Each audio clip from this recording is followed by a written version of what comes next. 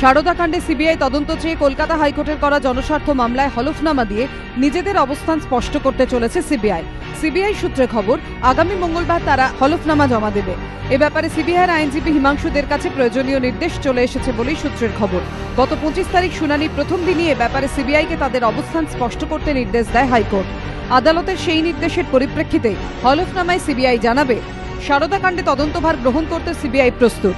অসমে সারদা গোষ্ঠীর বিরুদ্ধে প্রথাগত তদন্ত শুরু না করলেও বিষয়টি নিয়ে সিবিআইয়ের উচ্চ পর্যায়ে আলাপ আলোচনা হয়েছে।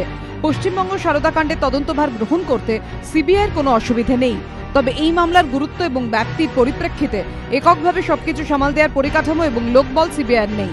আদালত যদি সিবিআই তদন্তে নির্দেশ দেয়, সেক্ষেত্রে পরিকাঠামো এবং লোকবল দিয়ে সিবিআইকে সাহায্য করতে রাজ্য সরকারকে যেন নির্দেশ দেওয়া হয়। এদিকে প্রধান বিচারপতি অরুণ মিশ্র এবং বিচারপতি জয়মাল্য বাগচির ডিভিশন বেঞ্চে শুনানির শুরুতেই এদিন সংশ্লিষ্ট বিভিন্ন পক্ষ আদালতকে জানায়, রাজ্য সরকারের হলফনামার প্রতিলিপি তাদের দেওয়া হয়নি। রাজ্য সরকারের বক্তব্য না জানলে তাদের পক্ষে সওয়াল করা মুশকিল। এই দাবিতে সরব হন মূল মামলাকারী বাসবী রায়চৌধুরীর আইনজীবী সুব্রত মুখোপাধ্যায়, সেবি, আরবিআই এমনকি সারদা গোষ্ঠীর আইনজীবীরাও। এরপরই আদালত নির্দেশ দেয়, সংশ্লিষ্ট সব পক্ষ নিজেদের মধ্যে হলফনামার প্রতিলিপি বিনিময় করবে। বুধবার মামলার শুনানি হবে।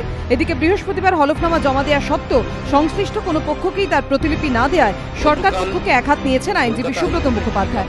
তাঁর অভিযোগ, মামলায় অযথা দেরি করিয়ে দেওয়ার উদ্দেশ্যে রাজ্য সরকার আদালতের রীতি ভেঙেছে। যদি নির্দিষ্ট সময় হলফনামা যদি সরবরাহ করত, হলফনামার কপি, তাহলে আজকে হিয়ারিং শুরু হতো। বুধবার অবধি পরিষ্কার কথা যে সাক্ষ্য প্রমাণ লোপাট করা, নিজেদের লোককে কি করে সেভ করা যায় তার প্রয়াস। গতকাল যদিও সুব্রত মুখোপাধ্যায়ের দাবি খারিজ করে দিয়েছেন সরকারি আইনজীবী অশোক কুমার বন্দ্যোপাধ্যায়। আমাকে বলা হলো না, হাইকোর্টের অর্ডার যারা পিটিশনের তরফে রয়েছেন যে হাইকোর্টের অর্ডার রয়েছে আপনাকে 2 তারিখে ফাইল করতে, আমাদের কপি দিতে হবে। কোর্ট কোথাও বলেনি যে আগে অ্যাফিডেভিটের কপি দিন তারপরে শুনানি হবে। এসব অর্থহীন কথা।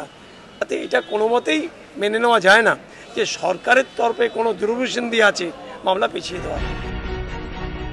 এদিকে তদন্তের অগ্রগতি জানিয়ে মুখবন্ধ খামে একটি রিপোর্ট এদিন আদালতে জমা দিতে অনুমতি চান সরকারি আইনজীবী।